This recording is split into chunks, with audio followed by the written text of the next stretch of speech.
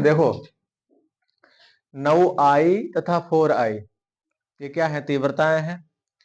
तरंगों की तीव्रताएं होती हैं जो अध्यारोपण के पश्चात मिलती हैं, तो वही घटना तो व्यतिकरण कहलाती है। ये व्यतिकरण नामक चैप्टर का सवाल है। देखो व्यतिकरण विवर्तन, ठीक, ये चैप्टर जो है क्या नाम, तरंग प्रकाशिकी के चैप्टर है। समझ में आया? तो यहाँ पर जो 9i है, तो इसका मतलब पहली तीव्रता है i1, कितनी है, 9i है, ठीक है। और उसके बाद में कह रहा है 4i। अब बताओ कितनी तरंगे इसमें है, 2 तरंगे हैं, तो यहाँ पर i2 कितनी है, 4i है, ठीक है। कि परिणामी तीव्रता ज्ञात कीजिए जब तरंगे, अब इसमें देखो 2 स्थितियां हैं।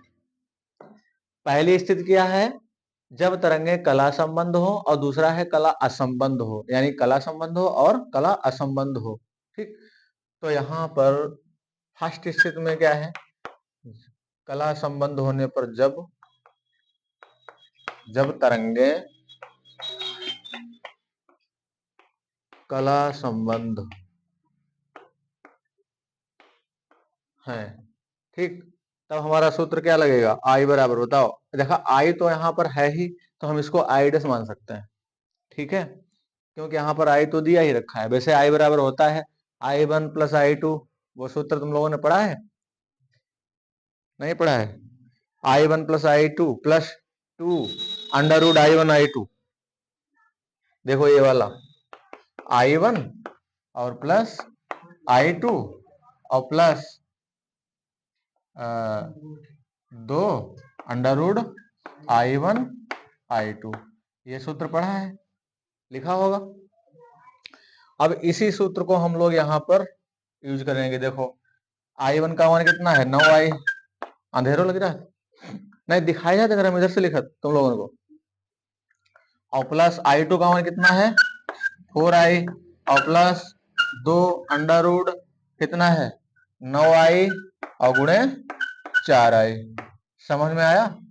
अब देखिए 9i और 4i कितने हो जाएंगे, 13i, और प्लस 2 अंडर रूट 9 और 4 की गुणा करेंगे कितना हो जाएगा, 36 है, आई स्क्वायर। अब इनका जब वर्गमूल लेंगे तो क्या हो जाएगा, 13i और प्लस 2 गुणे 36 का वर्गमूल 6, आई का वर्गमूल आई, नीचे तक आता है। अब यहाँ पर इनको जो है जोड़ लो, तो आई डैश बराबर क्या हो जाएगा, देखो 13i और 2 छंग 12i, 13 और 12 कितने हो जाएंगे, 25, तो 25i जो है इसका आंसर आ जाएगा, मिला लो, ठीक है। और फिर कह रहा है कि जब असंबद्ध हो, कितना बढ़िया सवाल है। अब यहां पर क्या कह रहा है, जब कला असंबद्ध हो, जब तरंगे, बताओ सवाल में है कुछ, सवाल में है कुछ नहीं, बस सूत्र के ऊपर है। जब तरंगे कला असंबद्ध हो, कला असंबद्ध हो, ठीक है, तब आई बराबर मतलब निकालना है आई डैश, तो यहां पर सीधे सीधे बस यही सूत्र लगा दो, i1 प्लस i2, बस। तो यहाँ पर i1 का मान कितना है, 9i, और i2 का मान कितना है, 4i, यानी 4i, तो 9 4 13i, बस हो गया। नमस्ते, गेट बंद कर दियो, ठीक है, आया समझ में, किताब में मिला, क्योंकि ऊंचे सन का है इसीलिए हो सकता हो, ठीक।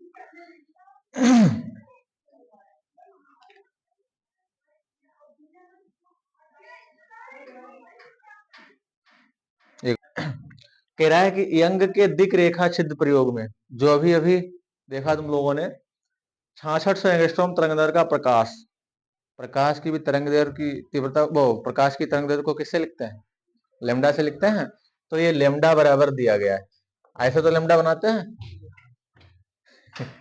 तो क्या है, 6600 एंगस्ट्रॉम। अब यहाँ पर तुमको चेंज करना पड़ेगा, क्योंकि अन्य जो भौतिक राशियां हैं वो मीटर में भी हो सकती हैं, मिमी भी हो सकती हैं, सेंटीमीटर में भी हो सकती हैं, तो मीटर में चेंज कर लो। ठीक, तो यहाँ पर एक एंगस्ट्रॉम में कितने होते हैं बताओ?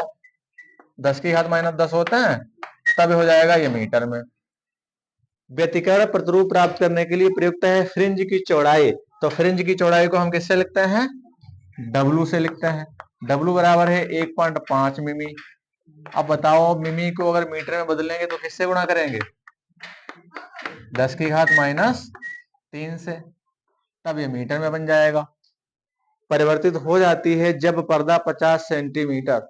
अब देखो, पर्दे की दूरी कैपिटल डी अभी देखी थी, तो कैपिटल डी बराबर कितना है?